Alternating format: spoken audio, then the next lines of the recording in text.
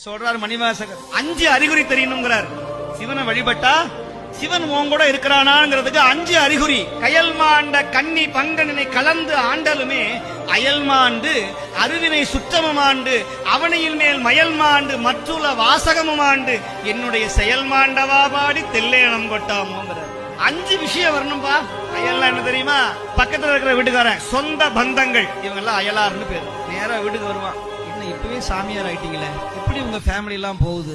நீங்க ஆனது இல்லாம உங்க பிள்ளைய வேற இப்படி ஆக்கிட்டீங்களே, துளசி மாலை போட்டுக்கிட்டு திருநீரை பூசிக்கிட்டு எப்படி நாளைக்கு ஒரு கல்யாணம் ஆகும்? இவனை முதல்ல வெளியே வேட்டு வச்சு அனுப்பு. அந்த பரிகாரம் பண்ணி, இந்த பரிகாரம் பண்ணி, இந்த ஹோமம் செய்ய, அந்த ஹோமம் செய்ய. ஒரு ஹோமமும் செய்ய வேண்டிய அவசியம் இல்லை. அடியார்களை நமஸ்காரம் பண்ணி 4 அடியாருக்கு சாப்பாடை போட்டு திவ்ய தேசங்களை தரிசனம் பண்ணி இருக்கிற சுவாமிகளுக்கு நல்ல கை நிறைய பூவும் நீரும் கொண்டு போய் சேர்த்தாவே போதும். நல்ல ஓதுவா மூர்த்திகளுக்கு அடியார்களுக்கு நிறைய வஸ்திரமும்